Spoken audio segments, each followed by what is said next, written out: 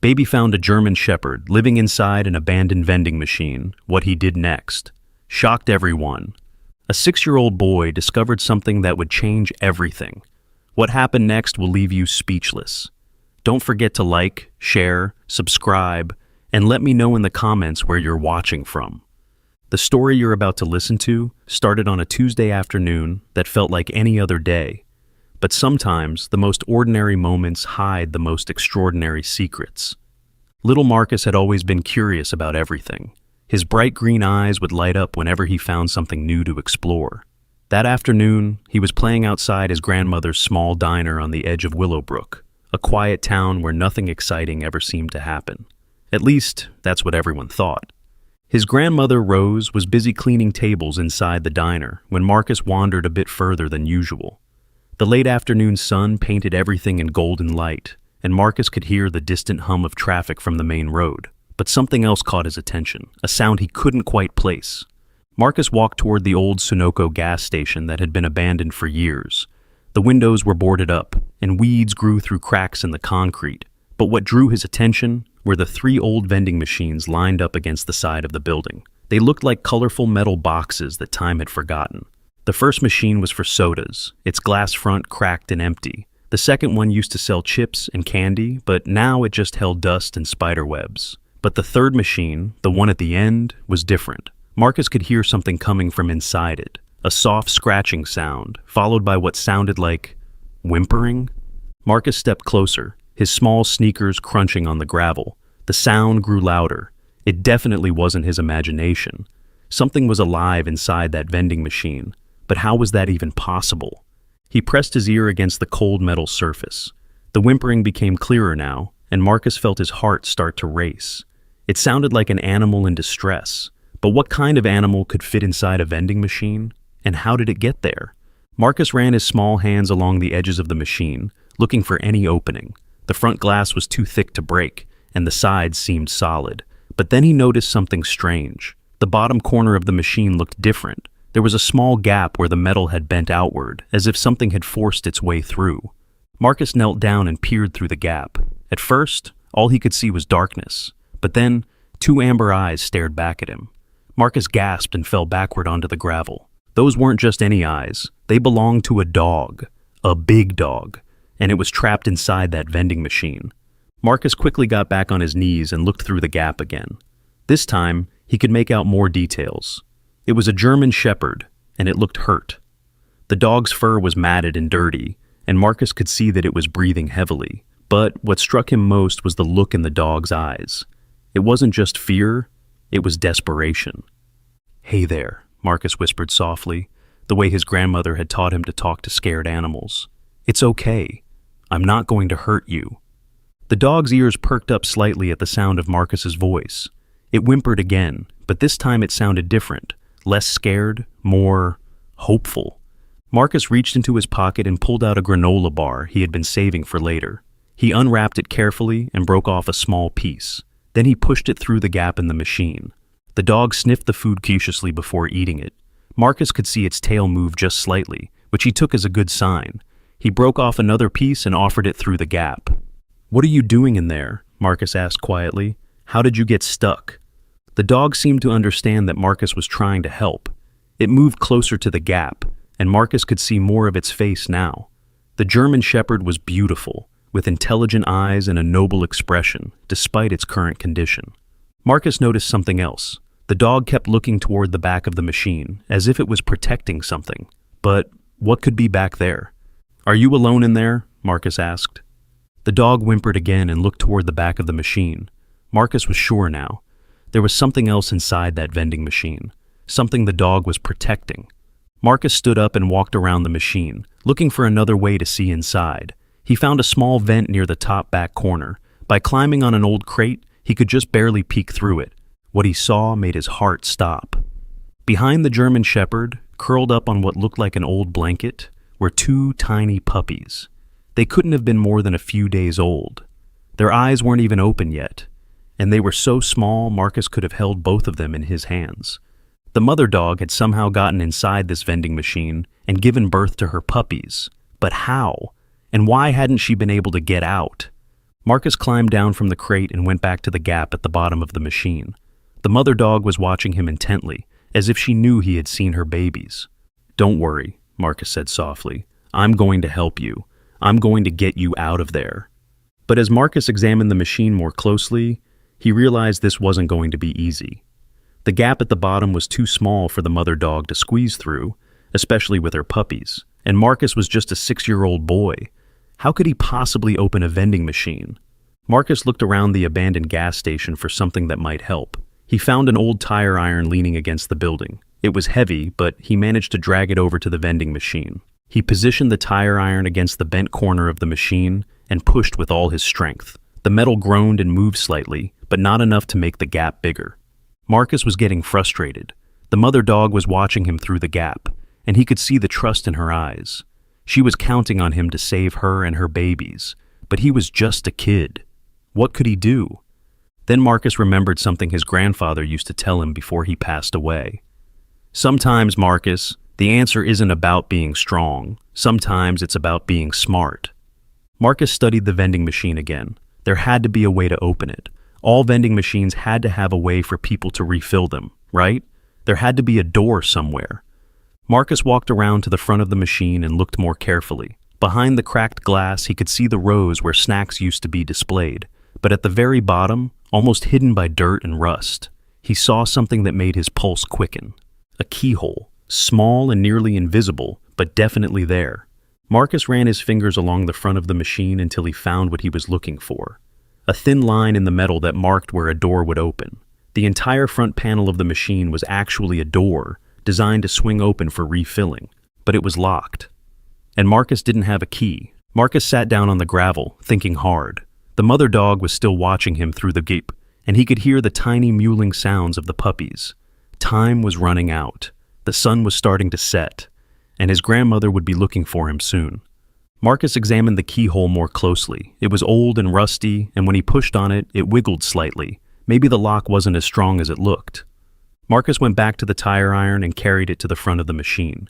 He positioned the flat end against the lock and pushed. Nothing happened. He tried again, pushing harder this time. On the third try, something gave way. The lock mechanism made a grinding sound, and Marcus heard a click. The door moved slightly. Marcus dropped the tire iron and grabbed the edge of the door. It was heavy, but it began to swing open. The hinges creaked loudly, protesting years of rust and neglect. As the door opened wider, Marcus could see inside the vending machine clearly for the first time. The mother dog was pressed against the back wall, her body curved protectively around 2 tiny puppies lying on what looked like an old diner napkin. The dog looked up at Marcus, and for a moment, neither of them moved. Then the dog did something that Marcus would never forget. She picked up one of the puppies gently in her mouth and walked toward Marcus. She set the puppy down at his feet, then went back for the second one. It was as if she was entrusting her babies to him. Marcus knelt down and looked at the tiny puppies. They were so small and helpless, their pink skin showing through their thin fur. They made tiny squeaking sounds as they moved. The mother dog sat down in front of Marcus and looked directly into his eyes. Marcus had never seen such intelligence in an animal before. She was trying to tell him something. "You need help," Marcus said softly. "You all need help." The dog whimpered once and then did something that shocked Marcus. She walked to the back corner of the vending machine and used her nose to push something toward him. It was a small piece of fabric, dirty and torn. But as Marcus picked it up, he realized it wasn't just any fabric. It was a collar, a dog collar that had been cut off, with a metal tag still attached. Marcus wiped the dirt off the tag and read the name etched into the metal, Zara. "Is that your name?" Marcus asked. "Are you Zara?" The dog's ears perked up at the sound of her name, and her tail wagged slightly. But Marcus noticed something else about the collar. It looked military, with thick nylon strapping and heavy-duty hardware. This wasn't an ordinary pet collar. Marcus looked at Zara again, really studying her this time. She was a beautiful German shepherd, but there was something different about her. She carried herself with a confidence and alertness that Marcus had never seen in other dogs. And despite being trapped in that vending machine, possibly for days, she was still focused on protecting her puppies. "Where did you come from, Zara?" Marcus whispered. But before Zara could respond in her own way, Marcus heard a voice calling his name from the direction of the diner. "Marcus! Marcus, where are you?" It was his grandmother Rose, and she sounded worried. Marcus realized he had been gone longer than he thought. The sun was almost down, and the shadows were growing long. "I'm here, Grandma," Marcus called back. "I'm at the old gas station." Marcus could hear his grandmother's footsteps crunching on the gravel as she approached. He looked at Zara and the puppies, then back toward the sound of his grandmother's voice. "Don't worry," he told Zara. "I'm going to help you. I promise." Marcus stood up just as his grandmother rounded the corner of the building.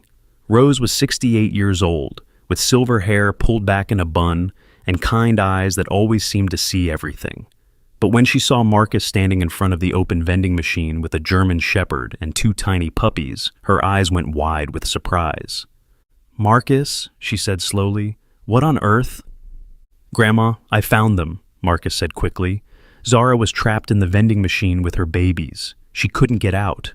I had to help her." Rose approached cautiously, her eyes moving between Marcus, the dog, and the puppies. "Marcus, honey, you need to be careful. We don't know anything about this dog. She could be dangerous." But as Rose got closer, Zara did something that surprised both of them. She walked over to Rose and sat down at her feet, looking up at her with the same intelligent, pleading expression she had given Marcus. "Oh my," Rose said softly. "You're not dangerous at all, are you, girl?" Zara's tail wagged slightly, and she looked back at her puppies, then back at Rose. The message was clear. Please help us. Rose knelt down and examined the puppies more closely. "These babies are very young," she said. "Maybe only a few days old. They need warmth and food, and their mother needs care too." Marcus felt a surge of hope. "Can we help them, Grandma? Can we take them home?" Rose looked at Marcus, then at Zara, then at the open vending machine. "How did she get in there in the first place? And how did you manage to open that door?" Marcus explained everything that had happened, from hearing the whimpering to finding the collar with Zara's name on it. Rose listened carefully, her expression growing more puzzled with each detail. "This is very strange," Rose said finally. "A dog doesn't just end up trapped in a vending machine, and this collar." She picked up the military-style collar and examined it closely. "This isn't from a pet store, Marcus. This is professional equipment." "What does that mean?" Marcus asked. "I'm not sure," Rose admitted, "but I think there's more to this story than we know." As if responding to Rose's words, Zara walked back to the vending machine and disappeared inside for a moment. When she came back out, she was carrying something in her mouth. She dropped it at Rose's feet. It was a small plastic bag, sealed tight and wrapped in what looked like waterproof material. Inside the bag, Marcus could see a folded piece of paper. Rose picked up the bag and looked at it closely. "Zara, where did you get this?" Zara looked at the bag, then at Rose, then back at the bag. She was trying to communicate something important. "I think she wants us to open it," Marcus said. Rose carefully opened the waterproof bag and pulled out the folded paper. As she unfolded it, Marcus could see that it was covered with official-looking text and symbols. At the top of the page was a logo he didn't recognize, but Rose's face went pale when she saw it. "Oh my goodness," Rose whispered. "What is it, Grandma?" Rose folded the paper quickly and put it back in the bag. "Marcus, we need to get Zara and her puppies to the house right away, and then we need to make some phone calls." "But what was on that paper?" Marcus asked. Rose looked at him seriously. "Something that tells me Zara isn't just any dog, Marcus, and I think she might be in more danger than we realized." As they prepared to gather up Zara and her puppies, Marcus noticed something else. Zara kept looking back toward the road, her ears alert and her body tense. It was as if she was watching for something, or someone. And Marcus got the feeling that whoever or whatever Zara was watching for wasn't going to be happy to find her gone. Marcus carefully picked up the two tiny puppies while his grandmother Rose gently coaxed Zara toward their old pickup truck parked outside the diner. The puppies were so small they fit in his cupped hands, their tiny bodies warm against his palms. They made soft mewing sounds that reminded Marcus of newborn kittens. "Easy, girl," Rose said to Zara as she opened the passenger door. "We're going to help you." But Zara hesitated at the truck, looking back toward the abandoned gas station one more time. Her ears were pricked forward, and Marcus could see the tension in her shoulders. She was listening for something. "What is it, Zara?" Marcus asked softly. "What do you hear?" For a moment, everything was quiet except for the distant hum of traffic on the main road. Then Zara seemed to make a decision. She jumped into the truck and settled herself carefully next to where Marcus was holding her puppies. The drive to Rose's house took only 5 minutes, but it felt longer. Marcus kept looking out the back window, though he wasn't sure what he was watching for. Zara sat perfectly still, but Marcus could tell she was alert to every sound. Rose's house was a small, cozy place with a wraparound porch and a garden full of flowers. Marcus had spent countless afternoons there, helping his grandmother with her cooking and listening to her stories. But tonight felt different. Tonight, they were bringing home secrets. "Let's get them inside," Rose said as she parked the truck.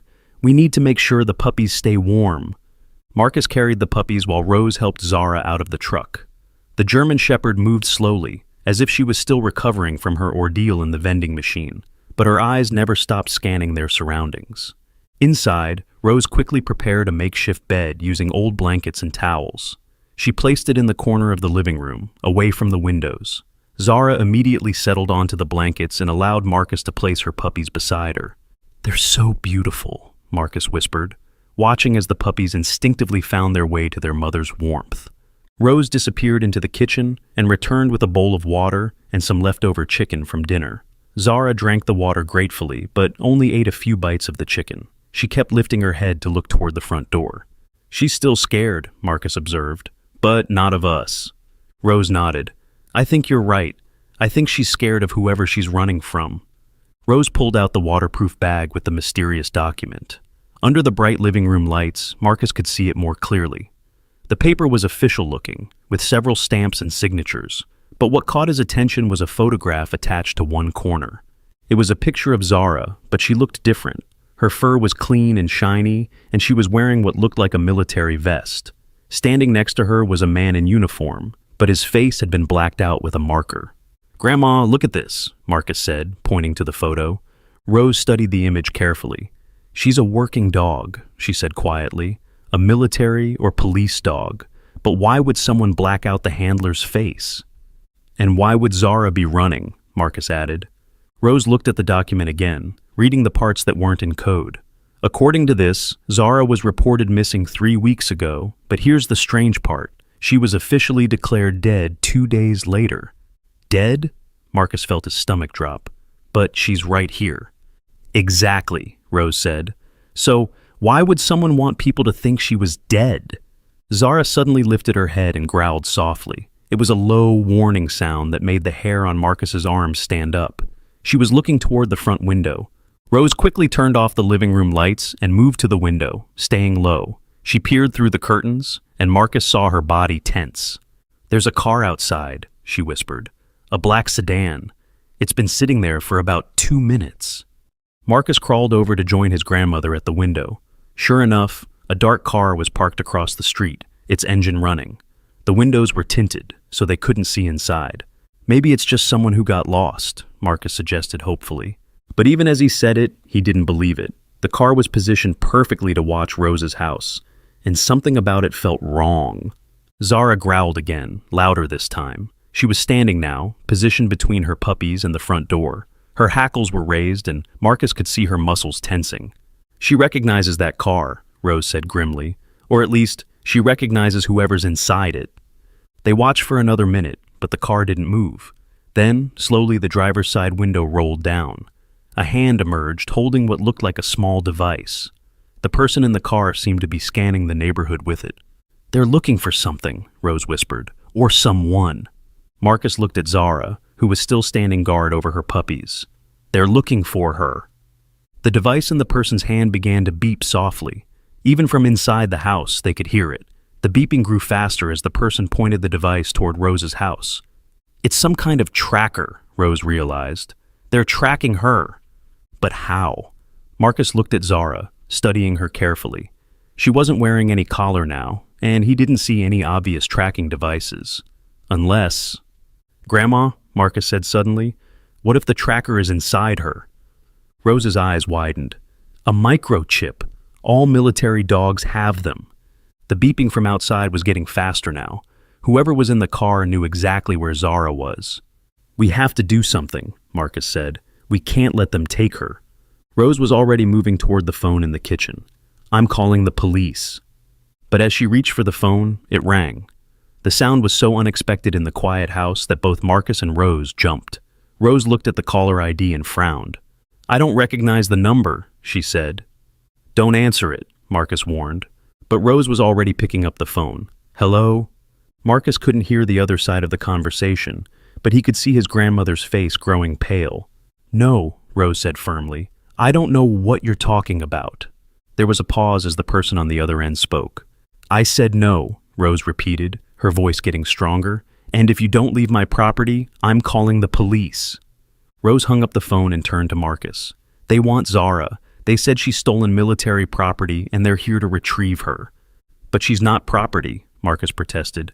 "She's a living being, and she has puppies." "I know, honey, but they don't care about that." Zara had moved closer to them during the phone call. Now she was standing right next to Marcus, her warm body pressed against his leg. When Marcus looked down at her, she was looking up at him with those intelligent amber eyes. "She's asking for help," Marcus said. "She's asking us to protect her." Rose looked out the window again. The black car was still there, but now a second car had joined it. This one was white, and it looked official. "There are 2 cars now," Rose reported, "and I think I see men getting out of them." Marcus felt his heart racing. "What do we do?" Rose was quiet for a moment, thinking. Then she looked at Marcus with determination. "We're not giving up Zara, not without a fight. But what can we do? We're just an old lady and a kid." "Sometimes that's enough," Rose said. "Go get my phone from the kitchen. I'm calling everyone I know." Marcus ran to get the phone while Rose kept watch at the window. When he returned, she was already dialing. "Hello, Sheriff Martinez. This is Rose Chen. I need your help. Yes, I know it's late, but this is important." While Rose talked to the sheriff, Marcus sat down next to Zara. She immediately moved closer to him, and he gently stroked her head. "I won't let them take you," he whispered. "I promise." Zara licked his hand once, and Marcus felt tears in his eyes. In just a few hours, this brave dog had become part of his family. He couldn't imagine letting someone take her away. Rose finished her call and moved to the window again. The sheriff is on his way, but those men are getting closer to the house. Marcus joined her at the window. He could see 3 men now, all dressed in dark clothes. They were walking up Rose's driveway, and one of them was carrying what looked like a large cage. "They came prepared," Rose said grimly. There was a knock at the front door. It was firm and authoritative, the kind of knock that demanded to be answered. "Open up," a voice called from outside. "We know you have the dog." Rose and Marcus looked at each other. Zara growled softly, but she didn't move away from Marcus. "What do we do?" Marcus whispered. Rose straightened her shoulders. "We tell them the truth, but we don't let them in." Rose walked to the front door, but didn't open it. "Who are you?" she called through the door. "We're here on official business," the voice replied. "We're retrieving stolen military property." "I don't see any badges," Rose said loudly, "and I don't see any official vehicles. How do I know you're really who you say you are?" There was a pause from outside.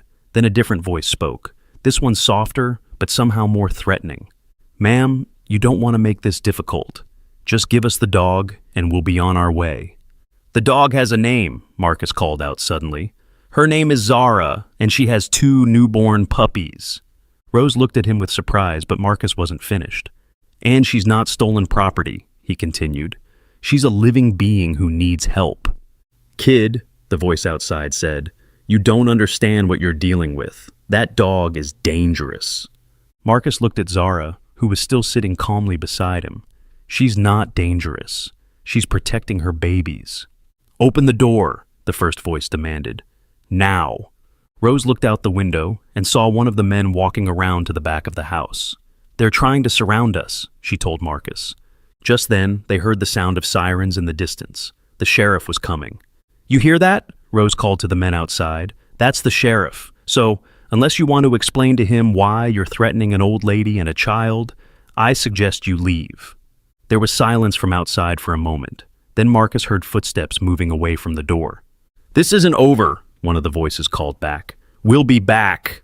Rose and Marcus watched through the window as the 3 men walked quickly back to their cars. But instead of leaving, they just moved further down the street. "They're not giving up," Rose said. "They're just waiting." The sheriff's car pulled up just as the 2 black cars disappeared around the corner. Sheriff Martinez was a tall man with kind eyes and a gray mustache. Marcus had met him several times at community events.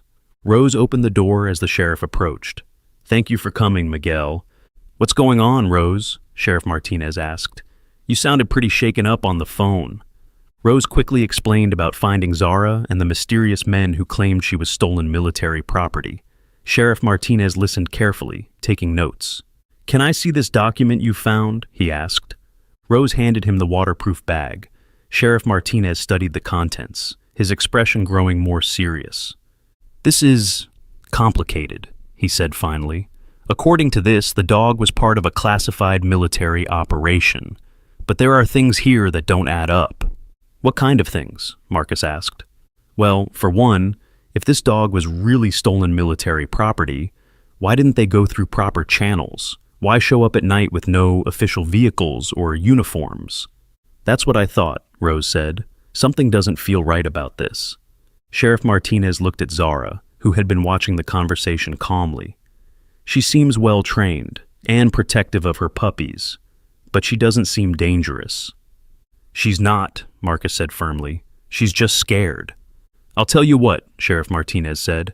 "I'm going to make some calls. I have contacts at the military base about an hour from here. Let me see what I can find out about this dog and whether anyone is legitimately looking for her."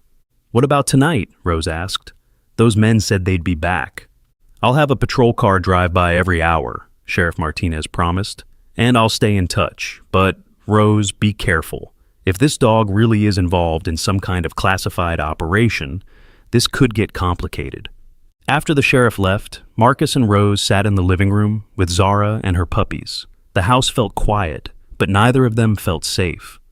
"Why do you think they want her so badly?" Marcus asked. Rose looked at the document again. "I think Zara saw something she wasn't supposed to see. Or maybe she knows something that could get someone in trouble. But she's just a dog." "Military dogs are trained to be very smart," Rose explained. "They can be taught to recognize faces, remember locations, even carry messages. If Zara was part of a classified operation, she might know secrets that some people want to keep buried." Marcus looked at Zara, who was gently cleaning her puppies. "Is that why you were hiding in the vending machine? Because you knew someone was after you?" Zara looked up at him, and Marcus could swear he saw understanding in her eyes. "We're going to protect you," Marcus told her. "All of you." But even as he said it, Marcus wondered if a 6-year-old boy and his grandmother would be enough to stand against whatever forces were hunting for Zara. Outside, somewhere in the darkness, Marcus knew those men were still watching, still waiting, still planning to take Zara away. But Marcus had made a promise, and he intended to keep it. No matter what happened next, he wasn't going to let anyone hurt Zara or her puppies, even if it meant facing dangers he couldn't even imagine. What do you think Marcus should do next? Have you ever found yourself in a situation where you had to stand up to adults to protect something you cared about? That night, Marcus barely slept. Every small sound made him sit up in bed, listening for signs of danger. His grandmother had set up a cot for him in the living room, so he could stay close to Zara and her puppies, but sleep seemed impossible. Around 3 in the morning, Zara suddenly lifted her head and growled softly. Marcus was instantly awake. "What is it, girl?" he whispered. Zara was staring at the front window, her body tense. Marcus quietly got up and crept to the window, staying low like his grandmother had taught him earlier. Outside, he could see the faint outline of a car parked down the street. Someone was definitely watching the house. Marcus went to wake his grandmother, but found her already awake in her bedroom, sitting by her own window with a cup of coffee. "I know," she said quietly when she saw him. "They've been there for about an hour." "What are they waiting for?" Marcus asked. "I think they're hoping we'll get tired of this and just give up," Rose said. "But they don't know us very well." Marcus smiled despite his fear. His grandmother was tougher than she looked. As the sun began to rise, the watching car finally drove away. Marcus and Rose had breakfast while Zara nursed her puppies. The tiny pups were getting stronger already, and Marcus was amazed at how quickly they were growing. "I've been thinking about that document," Rose said as she made scrambled eggs. "There was something else in that bag that we didn't look at carefully." Rose retrieved the waterproof bag and emptied its contents on the kitchen table. Besides the official document and the photo, there was a small metal object that Marcus hadn't noticed before. "What is that?" Marcus asked. Rose picked it up and examined it. It was about the size of a thumb drive, but made of a dark metal that seemed to absorb light. One end had what looked like a small connector port. "I think this is some kind of data storage device," Rose said. "Like a computer memory stick, but military grade." Marcus looked at Zara, who had wandered into the kitchen. "Is this what you were protecting, Zara? Is this why those men want you back so badly?" Zara's ears perked up when she saw the device. She whined softly and pawed at Rose's hand. "She recognizes it," Marcus said. "She knows what this is." Rose held the device carefully. "If this contains classified information, then Zara isn't just a runaway military dog. She's a witness to something important." "But what?" Marcus asked. Before Rose could answer, the phone rang. It was Sheriff Martinez. "Rose," his voice was tense. "I've been making those calls about the dog. I need to come over right away, and whatever you do, don't let anyone else in the house." "What did you find out?" Rose asked. "Not over the phone. I'll be there in 10 minutes. When Sheriff Martinez arrived, his expression was grim. He sat down at the kitchen table and looked at both Marcus and Rose seriously. "I talked to my contact at Fort Morrison," he said. "According to their records, a German shepherd named Zara was part of a special operations unit. But here's the thing. She wasn't reported missing. She was reported killed in action 3 weeks ago." "But she's right here," Marcus said, pointing to Zara. "Exactly, which means someone falsified her death report. And according to my contact, the unit she was assigned to has been under investigation for the past month." Rose showed Sheriff Martinez the metal device. "We found this with her. Do you think it's connected?" Sheriff Martinez whistled softly. "That's military-grade encrypted storage. If Zara was carrying this when she disappeared, it could contain evidence of whatever her unit was being investigated for." "So, the men who came here last night," Rose began, "probably aren't really here on official business," Sheriff Martinez finished. "They're here to cover something up." Marcus felt a chill run down his spine. "They're not trying to take Zara home. They're trying to silence her." "A dog can't testify in court," Sheriff Martinez said, "but she can lead investigators to evidence. And if she's carrying proof of wrongdoing," he gestured to the device. "What do we do?" Rose asked. "I'm calling the FBI," Sheriff Martinez said. "This is bigger than anything our department can handle." While Sheriff Martinez made his call, Marcus sat with Zara in the living room. The German shepherd seemed to sense that something important was happening. She kept looking between Marcus and the front door, as if she was preparing for another confrontation. "You were brave to run away," Marcus told her softly. "You were protecting more than just your puppies, weren't you?" Zara rested her head on Marcus's lap, and he could feel her body relax slightly, but her ears remained alert. Sheriff Martinez finished his call and returned to the living room. "The FBI is sending agents, but they won't be here until this afternoon. Until then, we need to keep Zara safe." "What about her puppies?" Marcus asked. "They're so little." "We'll protect all of them," Rose said firmly. But even as she said it, Marcus heard a sound that made his blood run cold. Car doors slamming, multiple car doors. Sheriff Martinez immediately moved to the window. "There are 4 vehicles this time," he said grimly, "and more men than before." Marcus counted 8 figures approaching the house. They moved with military precision, spreading out to surround the property. "These aren't the same guys from last night," Sheriff Martinez observed. "These look like the real deal." But something about their approach still felt wrong to Marcus. If they were legitimate military personnel, why weren't they in uniform? Why weren't they driving official vehicles? The leader of the group knocked on the door. This time his voice was more authoritative. "Sheriff Martinez, we know you're in there. We're here on federal authority to retrieve classified military assets." Sheriff Martinez looked at Rose and Marcus, then made a decision. He opened the door but stepped outside, closing it behind him. Through the window, Marcus could see the sheriff talking to the men. The conversation grew heated quickly, with gestures and raised voices. "They're demanding that he turn over Zara," Rose said, reading their body language. Zara was standing now, her hackles raised. She moved protectively in front of her puppies, and Marcus could see the conflict in her eyes.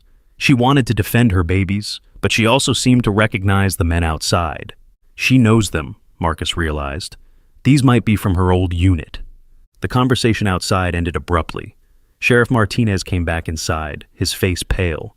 "They have paperwork," he said, "official-looking documents that authorize them to retrieve Zara and any materials she might be carrying.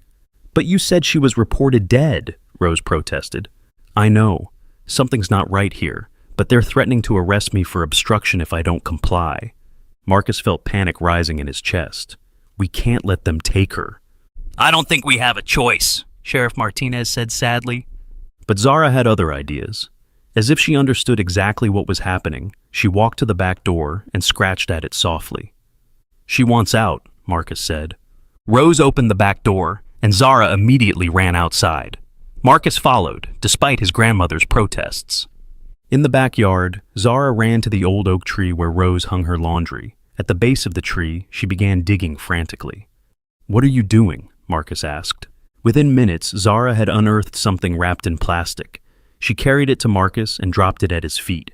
Marcus unwrapped the plastic and gasped. Inside was another document, but this one was different. It was handwritten, and at the top was a name Marcus recognized from the news.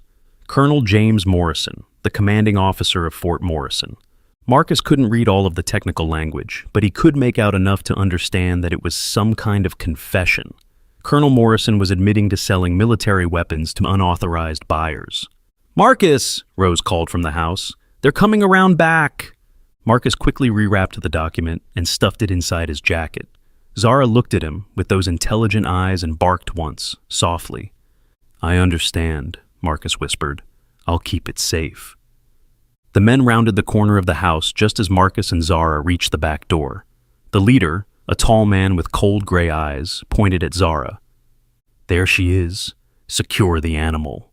Two of the men moved toward Zara with what looked like a control rod, a device used to handle dangerous dogs. But Zara didn't attack. Instead, she did something that surprised everyone. She sat down and offered her paw to Marcus. Marcus knelt down and shook her paw gently. It's okay, girl. I won't forget you. Zara licked his hand once, then walked calmly to the men with the control rod. She allowed them to put a leash on her without resistance. But as they led her toward their vehicle, Zara did something that made Marcus's heart break. She looked back at her puppies, who were crying for their mother from inside the house. Wait, Marcus called out. What about her babies? The leader of the group shrugged. Military dogs don't have pets. Those puppies aren't our concern. But they need their mother, Marcus protested. They'll survive, or they won't. Either way, it's not our problem. Marcus felt anger burning in his chest. These men didn't care about Zara at all. She was just a thing to them, not a living being with feelings and a family. As they loaded Zara into a van, Marcus made eye contact with her one more time. She was trying to tell him something with her eyes, and suddenly Marcus understood. She wasn't giving up. She was trusting him to finish what she had started. The vehicles drove away, leaving Marcus, Rose, and Sheriff Martinez standing in the yard. Inside the house, two tiny puppies cried for their mother. I can't believe they just took her, Rose said, tears in her eyes. And left her babies to die, Marcus added, his voice shaking with emotion. Sheriff Martinez put his hand on Marcus's shoulder. I'm sorry, son. I should have done more to protect her. Marcus pulled the wrapped document from his jacket. Maybe we still can. He showed them what Zara had buried. Sheriff Martinez read it quickly, his eyes growing wide. This is a confession, he said.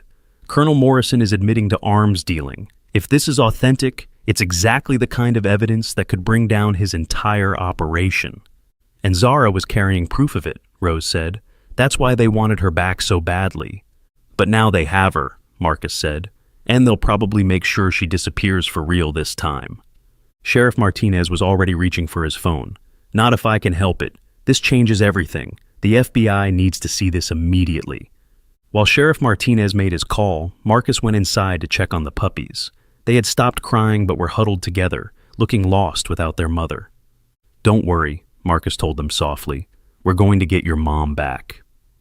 But even as he said it, Marcus wondered if it was a promise he could keep. Zara was in the hands of people who had already proven they would do anything to protect their secrets.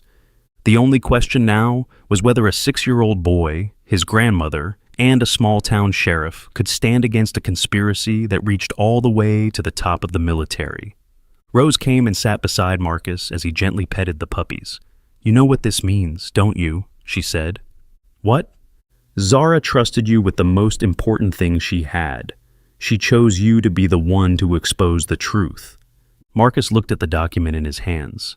It seemed impossible that something so small could be so dangerous. But he was beginning to understand that scheme de machine is the biggest secrets came in the smallest packages. Outside, storm clouds were gathering. Marcus had the feeling that the real battle was just beginning.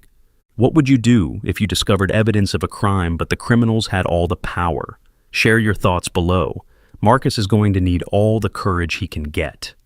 The FBI agents arrived at Rose's house that afternoon, but they weren't what Marcus had expected. Instead of the serious men in black suits he'd seen in movies, Agent Sarah Chen was a woman in her 30s with kind eyes, and Agent David Rodriguez looked like someone's friendly uncle. But when they examined Colonel Morrison's confession, their expressions became deadly serious.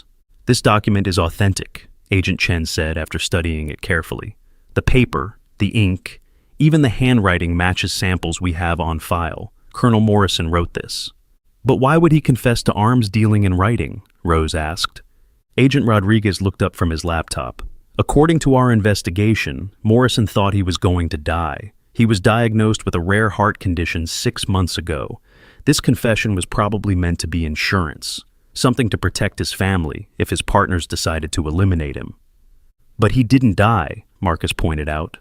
"No, he got experimental treatment and made a full recovery, which means this confession became a liability instead of protection." Agent Chen leaned forward. "Marcus, you said the dog, Zara, buried this document in your backyard?" Marcus nodded. "She knew exactly where to dig, like she'd hidden it there before." "Impossible," Agent Rodriguez said.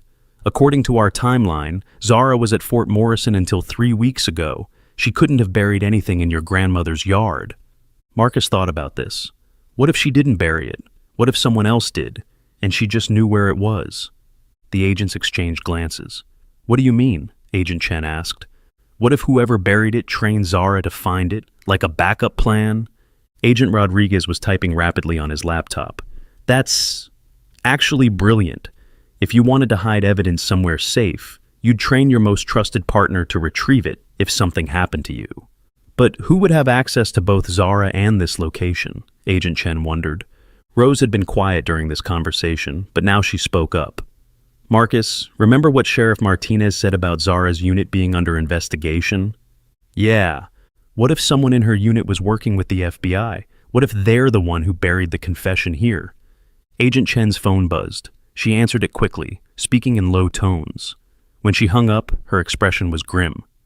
"We have a problem," she said. "Zara's been transferred to a private facility. Our contacts at Fort Morrison say they never authorized her removal." "What does that mean?" Marcus asked, though he was afraid he already knew. "It means the people who took her this morning aren't working for the military.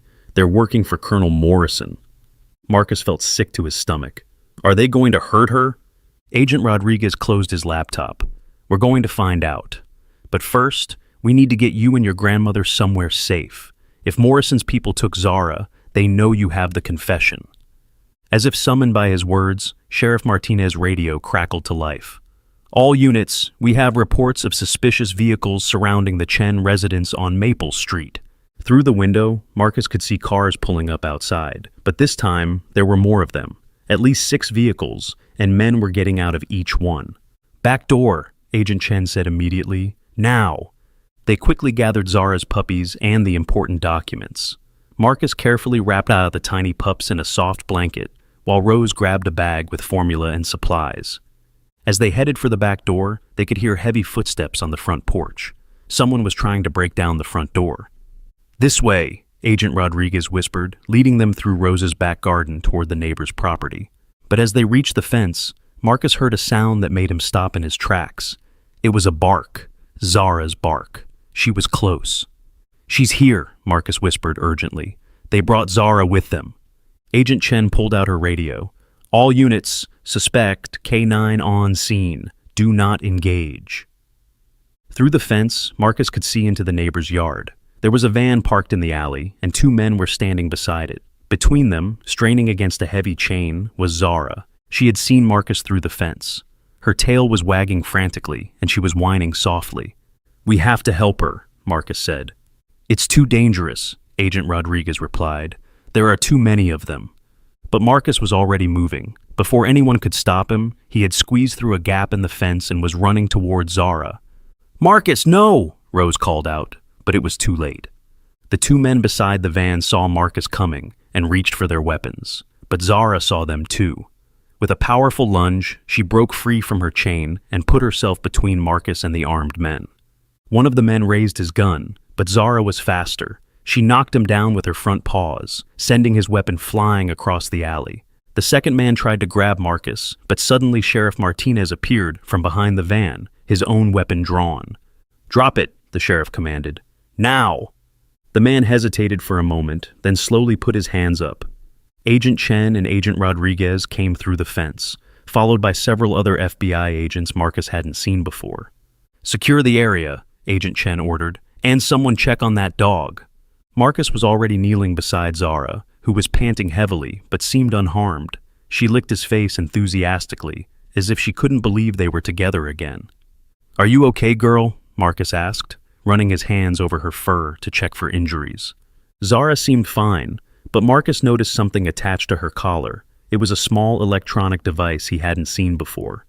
"Agent Chen," Marcus called, "look at this." The agent examined the device carefully. "It's a listening device," she said. "They've been using Zara to spy on us." Agent Rodriguez was interrogating the captured men, but they weren't talking. However, their van contained something much more interesting. "Marcus, come look at this," Agent Rodriguez called. Inside the van were cages, restraints, and what looked like veterinary equipment. But what caught Marcus's attention was a folder labeled Project Silence. Agent Chen opened the folder and read quickly. Her face grew pale. "This is Morrison's plan," she said. "They were going to fake Zara's death again, permanently this time, and they were going to make it look like she died from injuries sustained during her escape." "But why go to all this trouble?" Rose asked. "Why not just destroy the confession?" "Because they don't know if there are copies," Agent Rodriguez explained. "Morrison is paranoid. He wants to eliminate every possible threat, including anyone who might have seen the evidence." Marcus felt a chill run down his spine. "You mean us?" Agent Chen nodded grimly. "According to this plan, you and your grandmother were going to have an accident tonight. A gas leak in your house that would eliminate all witnesses." Rose sat down heavily on a nearby crate. "They were going to kill us." "But they didn't count on Zara," Marcus said, scratching behind the German Shepherd's ears. "She saved us again." Agent Rodriguez was reading more documents from the van. "There's something else here," he said. "Information about Morrison's entire operation. Names, dates, financial records. This isn't just about arms dealing. It's about treason." "What do you mean?" Sheriff Martinez asked. "Morrison wasn't just selling weapons to unauthorized buyers. He was selling them to enemies of the United States. This goes way beyond simple corruption." Agent Chen's radio crackled. "Agent Chen, this is headquarters. We've got Morrison in custody. Repeat, Colonel Morrison is in custody." Marcus felt a surge of relief, but Agent Chen's expression remained serious. "That's good news," she said into the radio, "but we still need to secure all evidence and witnesses. Morrison had partners, and they're still out there." As if on cue, the sound of approaching vehicles filled the alley. But these weren't enemy cars. They were FBI vehicles and police cars, surrounding the area with flashing lights.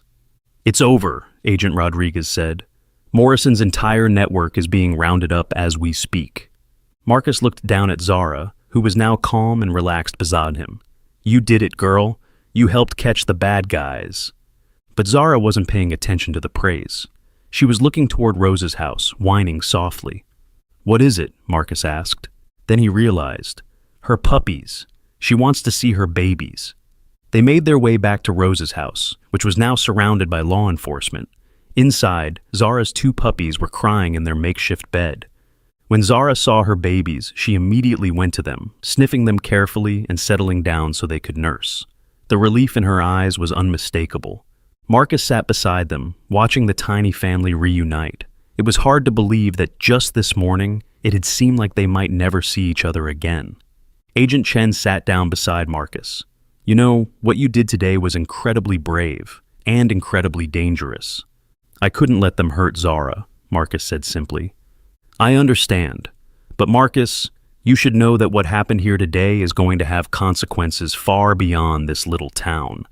The evidence we've gathered is going to help prosecute one of the biggest corruption cases in military history. And Zara? Agent Chen smiled. Zara is going to be fine. In fact, given her service record and what she's been through, I think the military is going to retire her with full honors. She's earned the right to live peacefully with her family. Marcus felt his heart leap. You mean we can keep her? If your grandmother agrees, I think that can be arranged. Rose, who had been listening from the doorway, came over and sat down with them. I think this family has room for 3 more members, she said, gently petting one of the puppies. Zara looked up at Rose and wagged her tail once, as if she understood every word. Agent Rodriguez joined them in the living room. We found something else in Morrison's files, he said. Information about other military dogs who were part of his operation. Zara wasn't the only one who knew his secrets. Are they safe? Marcus asked. They are now. Thanks to the evidence Zara preserved, we're going to be able to locate and rescue several other dogs who were being used to cover up Morrison's crimes.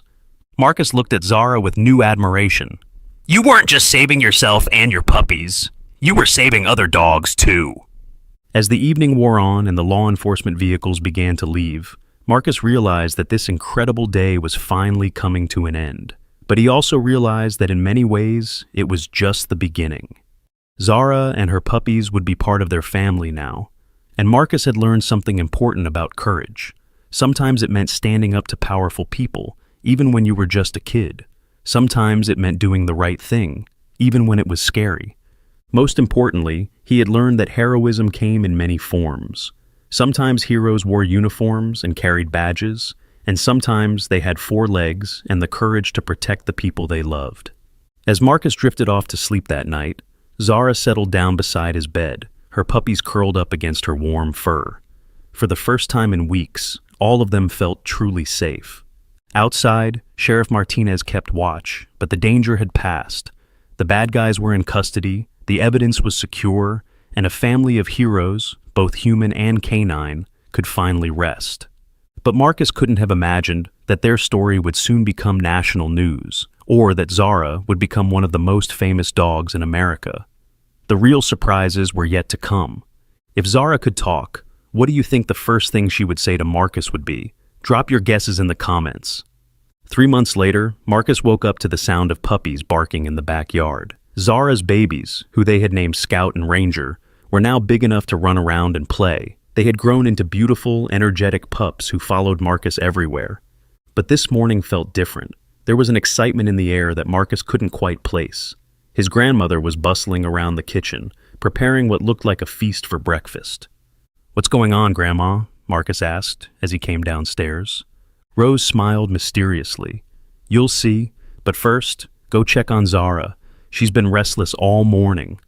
Marcus found Zara in the living room, pacing by the front window. Her ears were alert, and she kept looking toward the driveway.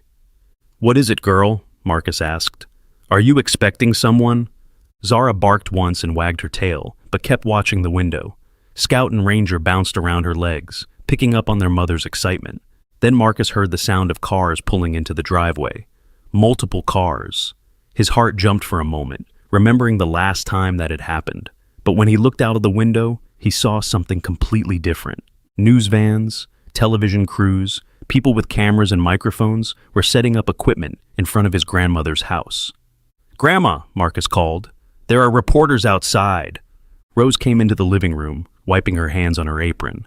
"I know, honey. They're here for you and Zara." "For us? Why?" Before Rose could answer, there was a knock at the door. Marcus recognized Agent Chen's voice calling from outside. "It's Sarah Chen. I have some very special visitors with me."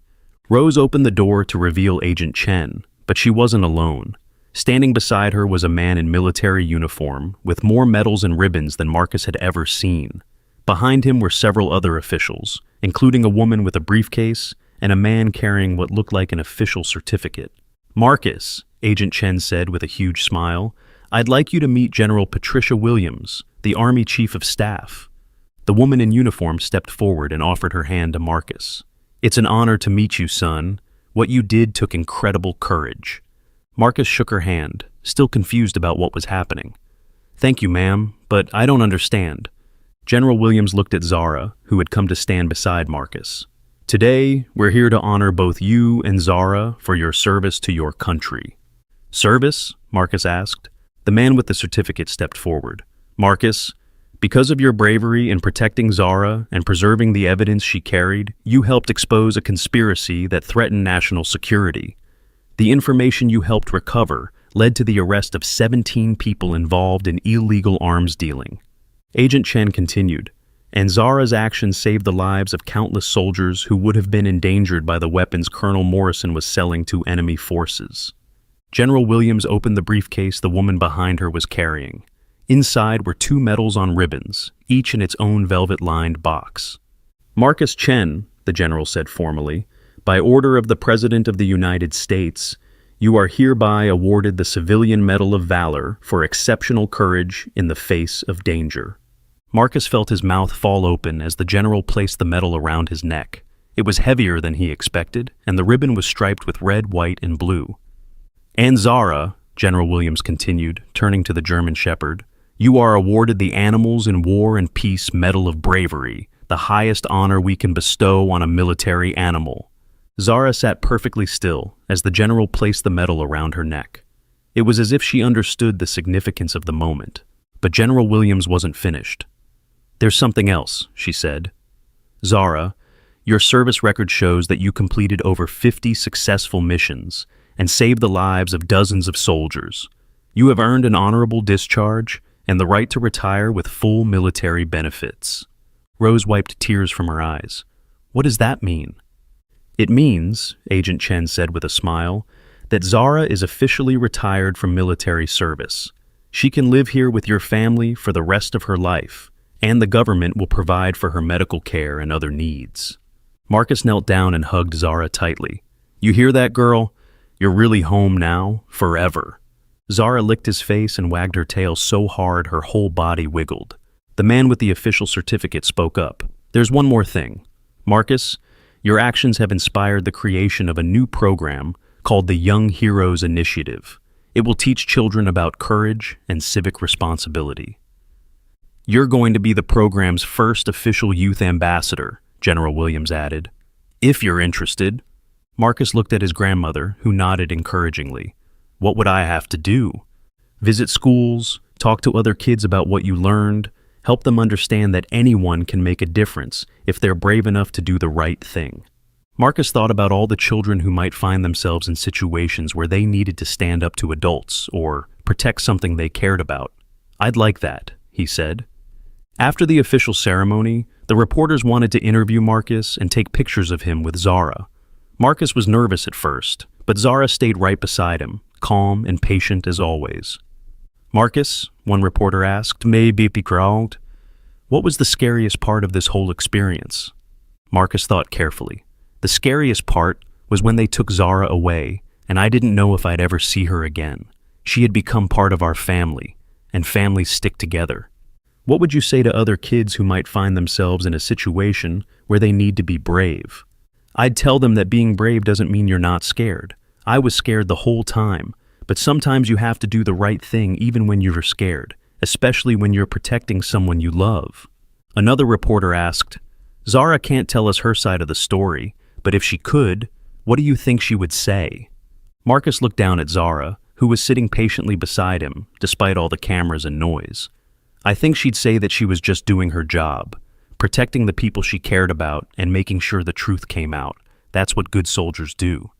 As the interviews wrapped up, Agent Chen pulled Marcus aside. There's something else you should know, she said quietly.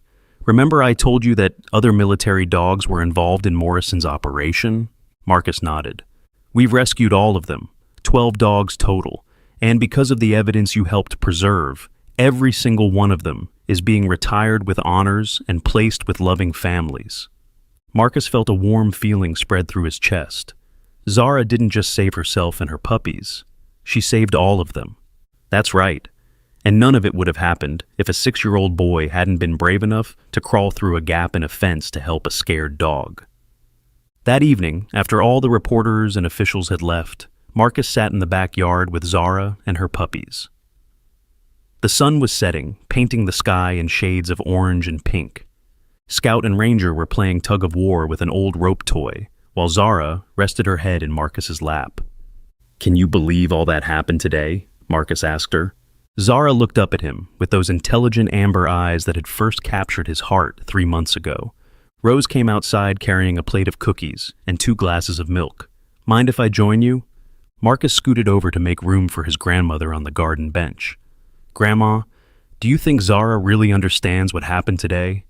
Rose watched as Zara gently corrected Scout when he got too rough with his sister. "I think Zara understands more than we know. She understands love, loyalty, courage, and sacrifice.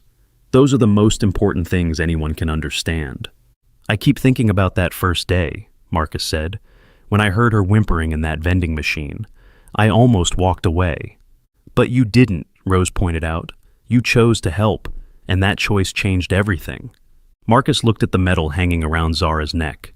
It caught the last rays of sunlight and sparkled like gold. "Do you think she's happy here? I mean, she was a working dog. Maybe she misses having a job." As if answering his question, Zara got up and walked over to where Scout was getting too close to Rose's flower garden. She gently nudged the puppy away from the delicate plants, then returned to Marcus's side. "Looks like she has a new job," Rose said with a smile, "raising her babies and keeping this family safe." Over the following weeks, Marcus learned more about the impact of their actions. Colonel Morrison and his associates were sentenced to long prison terms. The weapons they had been illegally selling were recovered, and several terrorist plots were disrupted. Marcus received letters from military families whose loved ones had been saved because Morrison's operation was shut down.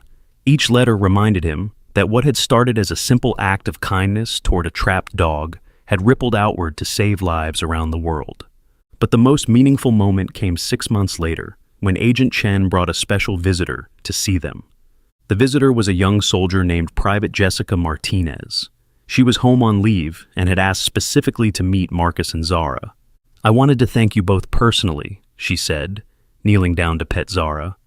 "My unit was supposed to receive weapons from Morrison's supply chain. If you hadn't exposed him, we would have gone into combat with faulty equipment. You saved my life and the lives of everyone in my squad." Marcus felt tears in his eyes as he watched this brave soldier hug Zara. It was a powerful reminder that their actions had protected real people with real families. That night, as Marcus lay in bed with Scout and Ranger curled up beside him and Zara keeping watch by the door, he thought about how much his life had changed since that afternoon when he first heard whimpering from an old vending machine. He had learned that courage came in many forms. Sometimes it was as simple as helping someone in need. Sometimes it meant standing up to powerful people who were doing wrong. And sometimes it meant trusting in the goodness of others, even when the situation seemed hopeless. Most importantly, he had learned that ordinary people, even 6-year-old boys, could make an extraordinary difference in the world if they were willing to act when it mattered. As Marcus drifted off to sleep, Zara came over and gently licked his hand. It was her way of saying goodnight, but it was also something more. It was her way of saying thank you for the courage that had brought them all together. Outside, the world was full of challenges and dangers. But inside this small house in Willowbrook, a family slept peacefully, knowing that love and courage had triumphed over fear and corruption. And in the morning, Marcus would wake up ready for whatever adventures lay ahead, with his faithful companion Zara by his side, and the knowledge that even the smallest acts of kindness could change everything. The story of the boy who found a dog in a vending machine had become a story of hope that would inspire children and adults for years to come. Because sometimes, the most extraordinary stories begin with the most ordinary moments of choosing to care. Marcus Chen, Zara, Scout, and Ranger had found their forever family, and the world was a little bit safer because a 6-year-old boy had decided to help a dog in need. The end. This incredible true story shows us that heroes come in all sizes, and sometimes they have 4 legs. What's the bravest thing you've ever done to help someone? Share your story in the comments below, and don't forget to like, share, and subscribe for more amazing stories that will restore your faith in humanity.